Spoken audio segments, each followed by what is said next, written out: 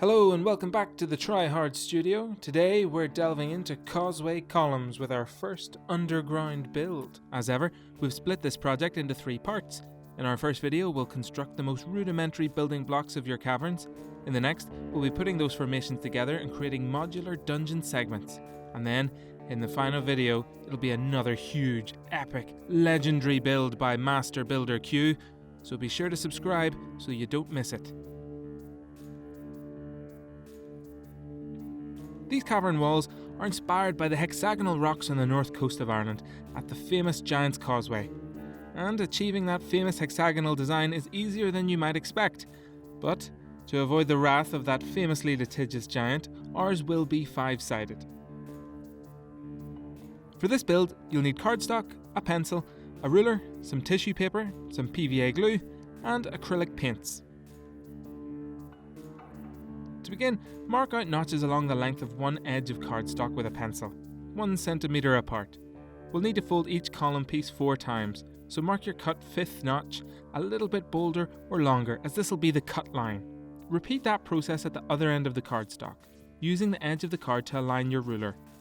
Then, connect the long cut lines.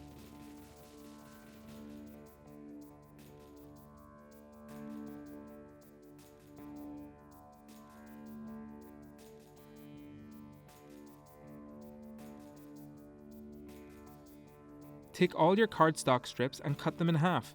You now have all the component parts to build columns. They'll be useful for this build, but they can be applied to pretty much any scenery that you want to have a defined geometry.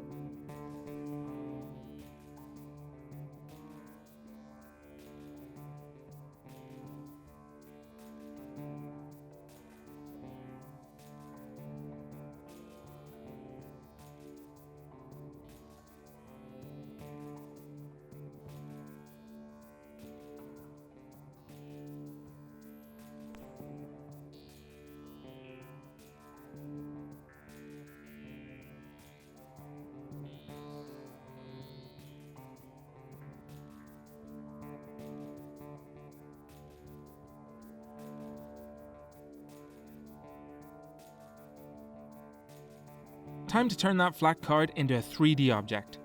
Align your ruler to the first parallel notches on either end of the card. Using the length of the ruler, fold the card. Go to the next centimetre mark and fold again. You'll fold the card a total of 4 times to get 5 distinct sections. Now, get to folding as many columns as you can. We'll be using a lot of them to build dungeon rooms later, so really go to town.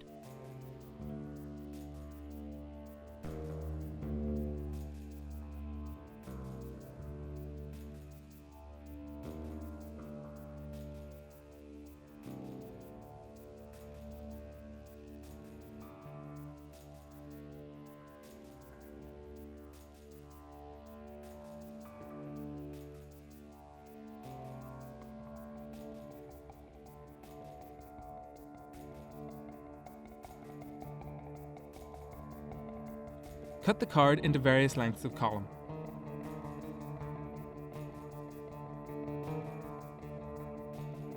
Glue the folded edges firmly in place.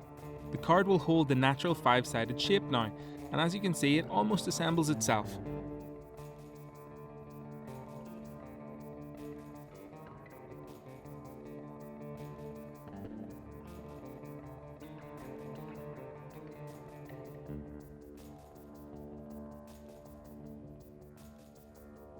Get creative and begin gluing your columns into different formations. The natural shape gives you the ability to create all sorts of dynamic designs that can be used as scatter terrain, building blocks for future projects, or integrated into larger model bases.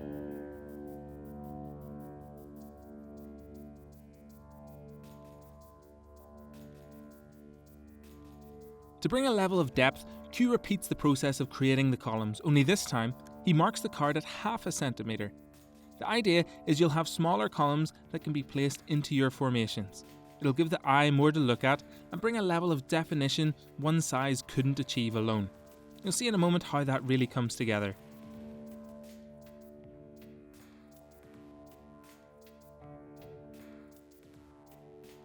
Stuff the void of each column with tissue paper to reinforce the structure.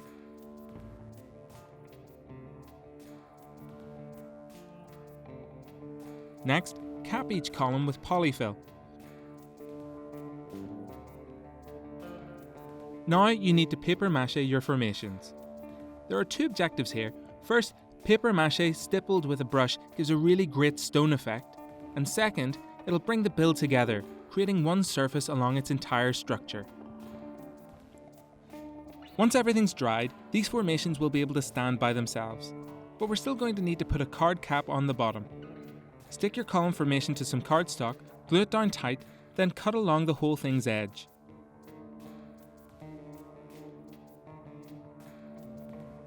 Now, you're going to give the whole structure a second, thorough layer of paper mache. Build it up around the base, pushing in rough formations wherever feels natural.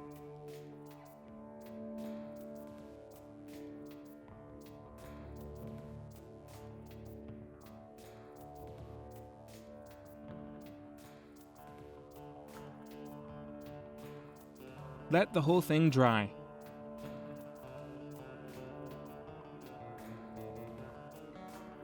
Time to paint. We'll be using titanium white, burnt sienna and vermilion acrylics. These are some cheap paints you can pick up in a craft shop, with red, orange and white from most ranges doing the job.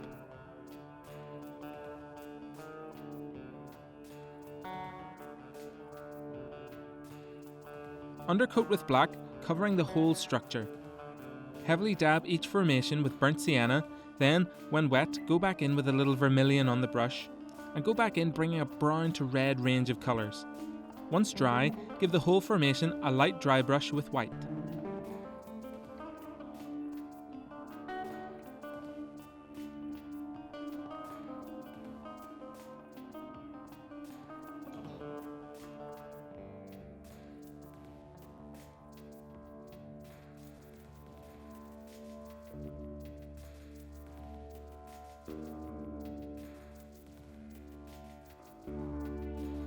For the wash, get a good amount on a thick brush and apply it across the top of the column formations.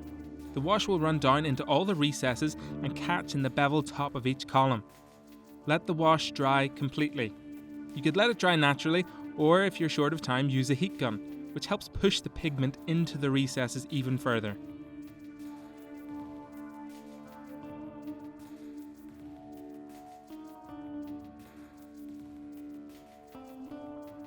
Once that's done, give each formation a final dry brush with titanium white, picking out the most defined parts of the paper mache texture. Once dry, your column formations will be complete.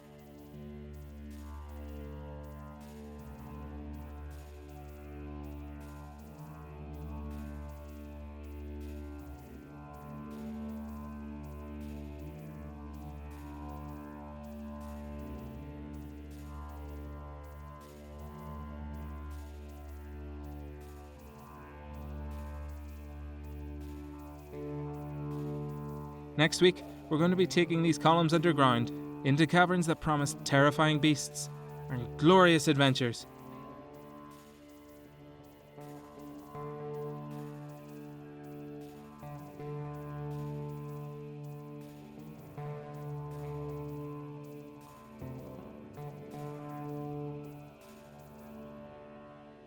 So until next time, try hard.